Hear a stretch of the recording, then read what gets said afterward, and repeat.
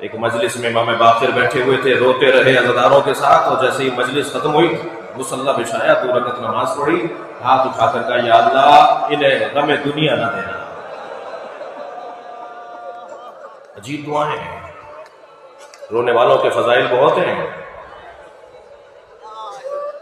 لیکن جب آپ رو رہے ہو، بہنیں بھی مجلس میں بیٹھی ہیں نا، خواتین بھی ہیں، جب آپ رو رہے ہو اور آپ رو رہے ہوں اور بیوی کو یاد کر رہے ہو، تو بس ایک احساس ضرور رہے کہ کہیں برابر سے جناب زہرا کی آواز نہ آ رہی ہو،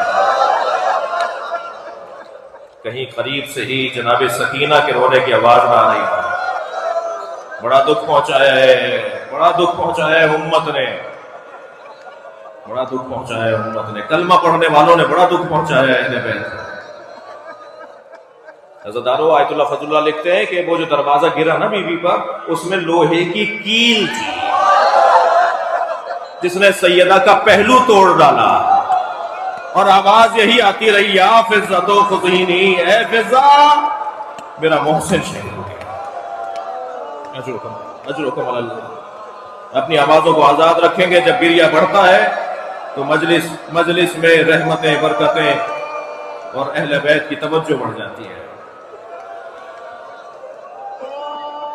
سخت جملے ہیں مگر بغیر پڑھے نہیں پڑھ رہا۔ وہ جو دروازہ بی بی پہ گرا ہے نا، میں نے کہہ دیا، آپ نے سن لیا، وہ دروازہ بی بی پہ گرا، بی بی دروازے کے نیچے تھیں، 50 لوگ دروازے پہ پیر رکھ کے گزرے، مر جائیں اس جملے پر، مقتل کے اس جملے پر۔ اجرکم اللہ، اجرکم اللہ۔ اور جب مولا کے ہاتھوں میں رسیاں باندھ کر، گلے میں رسی ڈال کر لے گئے نا، اللہ اکبر، اور سیدہ کو افاقہ ہوا، تو پہلا سوال یہ نہیں کیا کہ میرا پہلو شکستہ ہے، میرا محسن شہید ہے، پہلا سوال یہ کیا بتاؤ علی کہاں ہے؟ اجرکم اللہ، بتاؤ علی کہاں ہے؟ تو جناب فضہ نے کہا کہ وہ علی کو لے جا رہے ہیں۔ تو جب بی بی گھر سے باہر آئی ہیں، سیدہ نے دیہوری سے باہر قدم رکھ کر لے جاتے ہوئے لوگوں کو آواز دی، خلو ابو الحسن، ابو الحسن کو چھوڑ دو۔ ایک دفعہ کہا نہیں سنا، دوسری دفعہ اجرکم اللہ، تھکے نہیں، دوسری دفعہ کہا نہیں سنا، تو سنیں گے کیا ہوا؟ حضرت نے اپنی چادر پہ ہاتھ رکھ کے فرمایا علی کو چھوڑو ورنہ میں بال پریشان کر رہی ہوں۔ سلمان کہتے ہیں میں نے مسجد نبوی کی دیواروں کو فضا میں اٹھتے ہوئے دیکھا، اور مسجد نبوی اتنی اونچی ہو گئی تھی کہ گھوڑا گزر سکتا تھا، گویا سیدہ کا ایک بال اگر آسمان دیکھ لے تو قیامت آ جائے۔ سلام زینب کو بھی تو کیجئے۔ جگہ جگہ چادر مانگتی رہ گئی۔ اجرکم اللہ، اجرکم اللہ، اجرکم اللہ۔ آپ کی آوازیں بلند ہیں۔ میری بیوی نے جب دیکھا کہ یہ چھوڑ نہیں رہے، مولا نے آواز دے کر کہا فاطمہ سر سے ردہ نہ ہٹانا، فاطمہ سر سے ردہ نہ ہٹانا۔ میری بیوی بڑھی ہے اس جانب جہاں مولا کو لے جا رہے تھے۔ شیخ عباس لکھتے ہیں کہ مولا علی کے کمر میں پٹکا بندھا ہوا تھا، میری بی بی زہرا نے اس پٹکے میں، اس کپڑے میں، اس چادر میں اپنے ہاتھ سے گرفت لی۔ سنیں گے جملہ کتنا سخت ہے۔ بی بی روک رہی ہیں، 10 لوگ کھینچ رہے ہیں۔ شیخ عباس لکھتے ہیں بی بی کے پیر زمین پہ خط بنا رہے تھے۔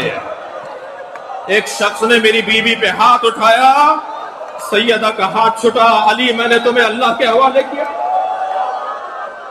اجرکم اللہ، اجرکم اللہ، اجرکم اللہ۔ حق ہے اسی طرح گریہ کرنے کا، اس سے زیادہ حق ہے۔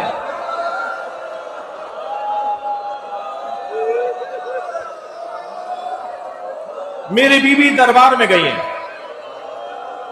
اجرکم اللہ، اجرکم اللہ۔ میری بیوی دربار میں گئی ہیں، اجرکم اللہ، اجرکم اللہ۔ میں نے پڑھا کتاب میں کہ بیوی جب دربار میں گئی ہیں، چادر سر پہ لی ہے، اور بیوی نے اس دن اپنی چال اپنے بابا جیسی رکھی ہے، کہ بعض نے لکھا ہے کہ ایسے چل رہی تھی جیسے نبی چل رہے ہوں۔ اور جب بی بی دربار میں پہنچی ہیں تو مولا علی کبھی دروازے پر ہوتے تھے، کبھی گلی کے کونے پر ہوتے تھے، کبھی اس گلی کے کونے پہ جاتے تھے، کبھی اس گلی کے کونے پہ، پھر دوڑ کے گھر کی طرف آ جاتے تھے، اور سلمان کو روکا ہوا تھا اپنے پاس۔ سلمان کہتے ہیں مولا آپ گھر میں چلے جائیے۔ فرمانے لگے مجھے نہیں معلوم میری زہرا کا حال کیا ہے۔ اجرکم اللہ۔ بیوی فرماتی ہے جب میں دربار میں پہنچی ہوں، فجلست وعنت، مقتل کا جملہ، सैयदा बैठ गई और रोई। जब मौला ने पूछा ना फातिमा तुम वहां बैठ के क्यों रोई थी, मुझे बताया गया है कि तुम बैठकर रोई हो, फिर खुतबा तुमने दिया है। सुनेंगे क्या कहा? बीवी ने फरमाया अली मुझे इस बात का दुख नहीं है कि मैं दरबार में गई, मुझे इस बात का दुख रहा कोई मेरे लिए खड़ा नहीं हुआ। अजरुकुम अल्लाह, अजरुकुम अल्लाह, कोई मेरे लिए खड़ा नहीं हुआ।